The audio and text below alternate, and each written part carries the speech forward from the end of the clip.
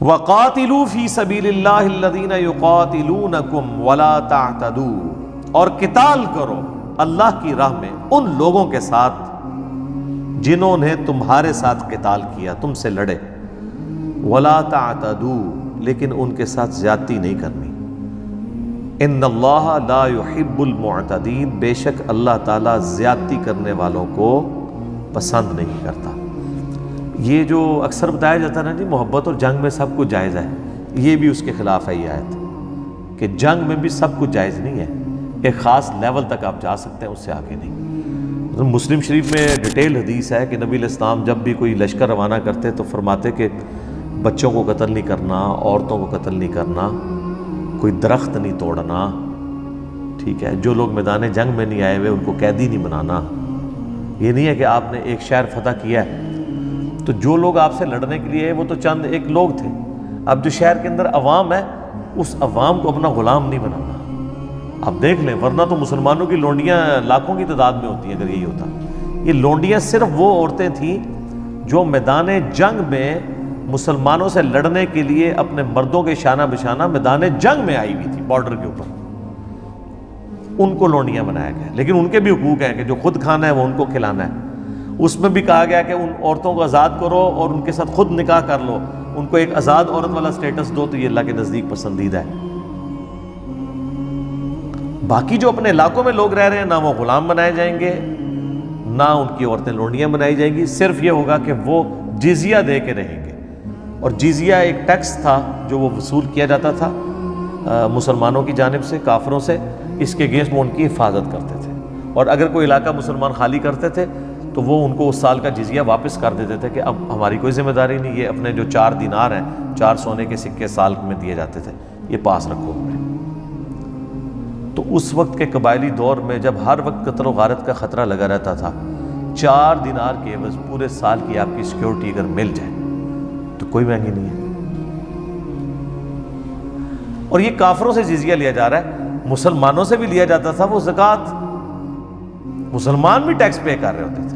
یہ نہیں ہے کہ مسلمان اسی طریقے سے جو ہے وہ، بلکہ آپ کو پتہ ہے عمر بن عبدالعزیز کے دور میں جب اسلام کی یعنی حدود پھیلنی شروع ہوئی اس اعتبار سے کہ لوگوں نے اسلام قبول کرنا شروع کر دیا، تو یعنی کچھ گورنروں کی جانب سے سیدنا عمر ابن عبدالعزیز کو یہ لکھا گیا خط کہ اگر اس طریقے سے تیزی سے لوگ مسلمان ہوتے رہے تو یہ تو ہمارے جزیے کی رقم ہی کم پڑ جائے گی۔ تو حضرت عمر بن عبدالعزیز بڑے ناراض ہوئے، انہوں نے کہا نبی علیہ السلام کو اللہ تعالیٰ نے کوئی ٹیکس کلیکٹر نہیں بنا کے بھیجا ہے، وہ اللہ کے پیغمبر ہیں، تو ہماری تو یہ کامیابی ہے کہ کوئی شخص اسلام قبول کر لیتا ہے، بھلے اسی وجہ سے کر لے کہ وہ جزیے سے بچ جائے، لیکن اسلام میں جب آئے گا تو وہاں بھی اس کو زکوٰۃ تو دینی پڑے گی۔ لیکن اصل یہ وجہ نہیں تھی کہ وہ جزیے سے بچنا تھا، جزیہ کیا تھا؟ اس سے زیادہ مال تو وہاں آ کے ڈاکو ان سے لوٹ کے لے جاتے تھے، رومن امپائر کے بدماش جو ٹیکس کلیکٹر تھے وہ آ کے لے کے چلے جاتے تھے۔ 4 دینار تو کچھ بھی نہیں تھا ان کے لیے۔ مسلمانوں کے اخلاق سے متاثر ہوئے کہ مسلمان اتنے اپ رائٹ ہیں، اتنے انصاف پسند ہیں، اتنے منصف مزاج ہیں، اس چیز نے ان کو اٹریکٹ کیا تھا۔ تو اللہ تعالیٰ ہمارا قتال کرنا ہے لیکن حد سے نہیں بڑھنا، اللہ کو حد سے بڑھنے والے پسند نہیں ہے، یعنی محبت اور جنگ میں سب کچھ جائز نہیں ہے۔ بخاری مسلم میں یہ حدیث ہے کہ جنگ دھوکے کا نام ہے۔ اس کا یہ مطلب نہیں کہ جنگ میں آپ نے اگر مخالف فریق کے ساتھ کوئی عہد کیا تو وہ عہد توڑ دینا ہے، وہ تو حرام ہے۔ وہ سورۃ الانفال میں آیا کہ اگر کافر کے ساتھ عہد ہے آپ کا تو عہد کو اعلانیہ توڑیں گے، اور اس کو بھی مطلب ایک وقت ملے گا کہ وہ بھی جنگ کی تیاری کرے۔ جب تک آپ عہد اعلانیہ نہیں توڑیں گے آپ اس کے ساتھ گریلا وار بھی نہیں کر سکتے۔ یہی وجہ ہے کہ مولانا مودودی رحمہ اللہ تعالیٰ نے 1948 میں پاکستانی حکومت کی مخالفت کی تھی اس بات پہ کہ یہ فوجیں کشمیر میں داخل کریں۔ اس لیے نہیں کہ وہ کہتے تھے کہ انڈیا سے جہاد کرنا منع ہے، اس لیے کہ وہ یہ کہتے تھے کہ آپ ملکوں کی باؤنڈری میں بندھے ہوئے ہیں اور آپ اندر خانے تو فوجیں داخل کریں اور اوپر امن کا معاہدہ چل رہا ہو، یہ غلط ہے۔ آپ اعلانیہ جنگ ڈکلیئر کریں کہ آپ ہمارے دشمن ہو، جنگ کے لیے تیار ہو جائیں، تو بالکل یہ ٹھیک ہے۔ جامعہ ترمذی میں ابو داؤد میں وہ حدیث موجود ہے نا، حضرت معاویہ رضی اللہ تعالیٰ عنہ کے دور ملوکیت کے اندر رومن امپائر سے ایک معاہدہ چل رہا تھا، تو اس معاہدے کی مدت جب بالکل قریب ہوئی تو پورے ہونے کی، تو حضرت معاویہ نے پہلے ہی ان کے بارڈر پہ لا کے فوجیں بٹھا دی جیسے ہی کل کی ڈیٹ میں یہ معاہدے کی ڈیٹ اینڈ ہوگی تو ان پہ ٹوٹ کے ان کا وہ علاقہ ان سے چھین لیں گے. تو وہاں پہ ایک صحابی جو تھے سیدنا عباسہ رضی اللہ تعالیٰ عنہ علیہ السلام، وہ گھوڑے کو ایڑی لگاتے ہوئے مسلمانوں کی فوج میں سے نکل کے بارڈر پہ سامنے آگے کھڑے ہو گئے کہ میں تمہیں یہ کام نہیں کرنے دوں گا، کیونکہ رسول اللہ سے میں نے سنا تھا جس قوم سے تمہارا معاہدہ ہو جب تک اس معاہدے کو اعلانیہ ختم نہ کرو اس طرح ان پہ عمل نہیں کر سکتے. تو حضرت معاویہ کو، حالانکہ وہ اتنے سخت مزاج حکمران تھے، اس صحابی کے سٹینڈ کی وجہ سے اپنا ڈیسیژن واپس لینا پڑ گیا. تو اب دیکھ لیں محبت اور جنگ میں سب کچھ جائز نہیں ہے. جنگ دھوکے کا نام ہے. مراد یہ ہے کہ جنگ میں آپ توریہ کر سکتے ہیں، جھوٹ بول سکتے ہیں اپنی جان بچانے کے لیے، جو سورۃ النحل کی آیت نمبر 106 میں ہے زندگی موت کی کشمکش بنے تو آپ جھوٹ بھی بول سکتے ہیں.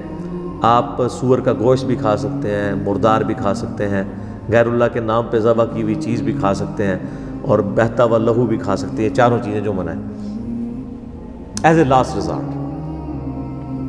تو جنگ میں بھی سب کچھ جائز نہیں ہے، اس کے بھی اصول ہیں. اور محبت کے تو اصول اتنے اسٹرکٹ ہیں اسلام کے اندر کہ اس کائنات میں سب سے زیادہ محبت مخلوقات میں اگر کسی سے ہو سکتی تھی تو وہ محمد رسول اللہ ہیں صلی اللہ علیہ وآلہ وسلم.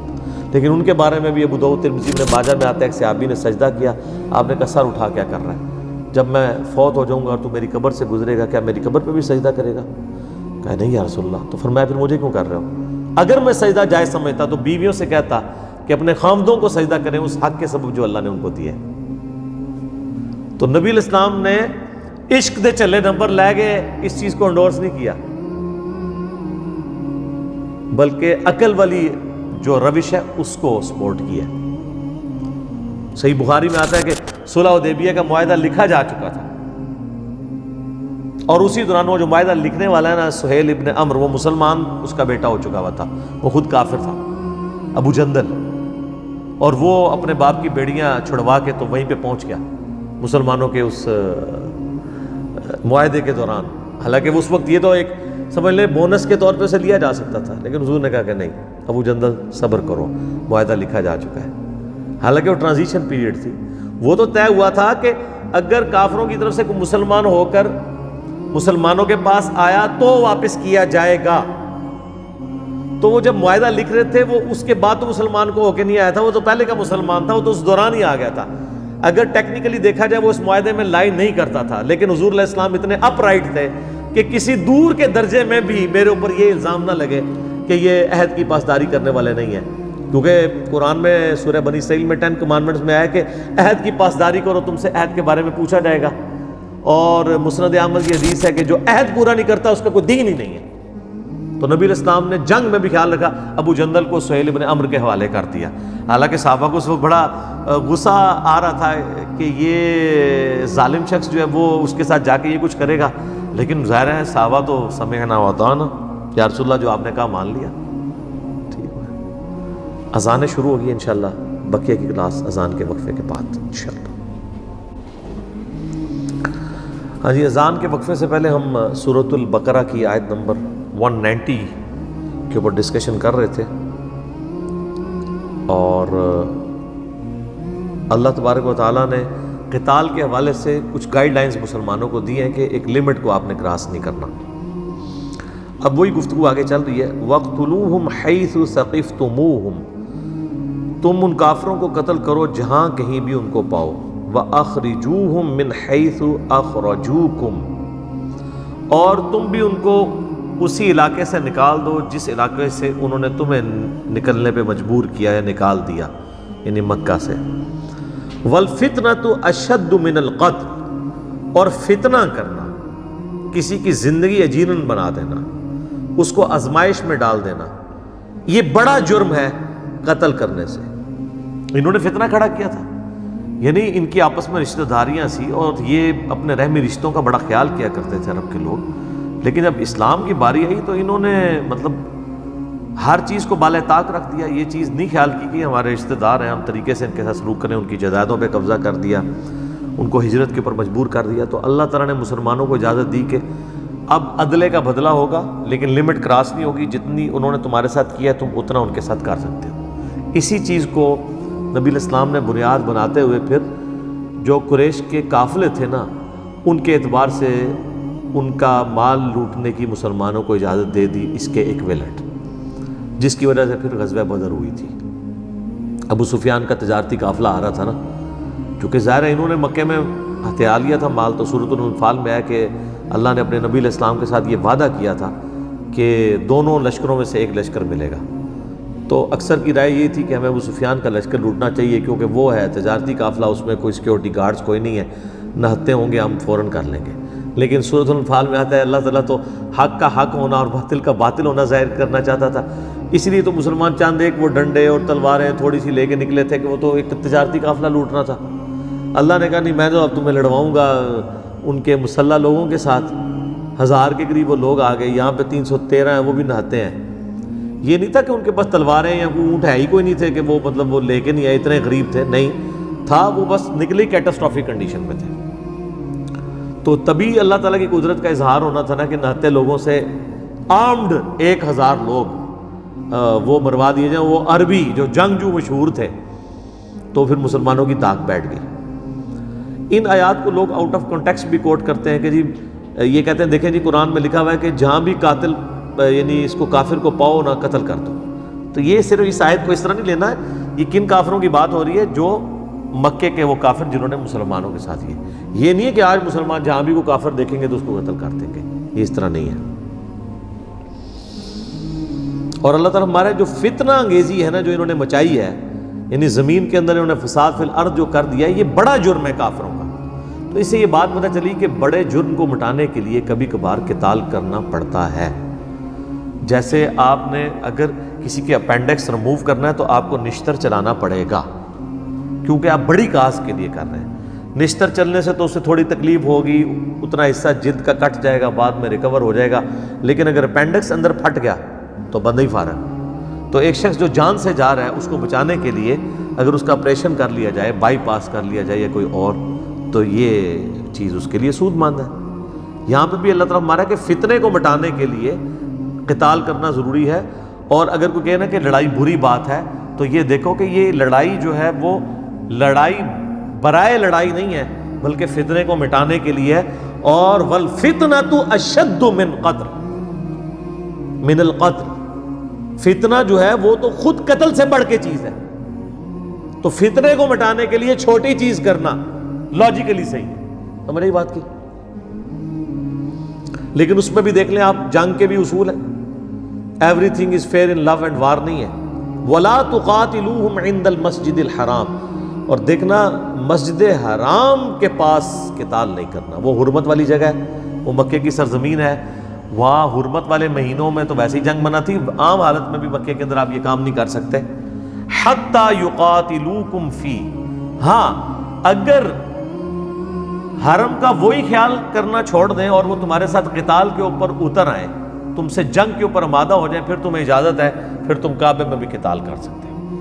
پھر یہ نہیں ہوگا کہ بھی کعبے کی حرمت کا خیال رکھنا ہے، پھر تو کعبے کی عمر سے بڑھ کے مسلمان کی جان کی حرمت ہے نا، اس کی جان بچانا ضروری ہے نا، مسلمان کی جان کی حرمت اس سے بڑھ کے ہے، کیونکہ وہ جامعہ ترمذی میں سنن ابن ماجہ میں حدیث ہے، نبی صلی اللہ علیہ وآلہ وسلم نے فرمایا کہ اے کعبہ تیری خوشبو بڑی اچھی ہے۔ اس کی مرفوع روایت بھی ہے، موقوف روایت زیادہ مضبوط ہے، لیکن اللہ کے نزدیک ایک مومن کی دل کی حرمت یا مومن کی جان کی حرمت کعبے سے بھی بڑھ کر ہے۔ تو اگر کعبے میں کسی مومن کو قتل کیا جاتا ہے، اس کے ساتھ زیادتی کی جاتی ہے، تو پھر تمہیں اجازت ہے کہ تم قتال کر سکتے ہو۔ فَإِن قَاتَلُوكُمْ فَاقْتُلُوهُمْ، اگر وہ تم سے لڑے حرم میں بھی، تم بھی ان سے لڑو۔ كَذَلِكَ جَزَاءُ الْكَافِرِينَ، یہی بدلہ ہے ایسے کافروں کا۔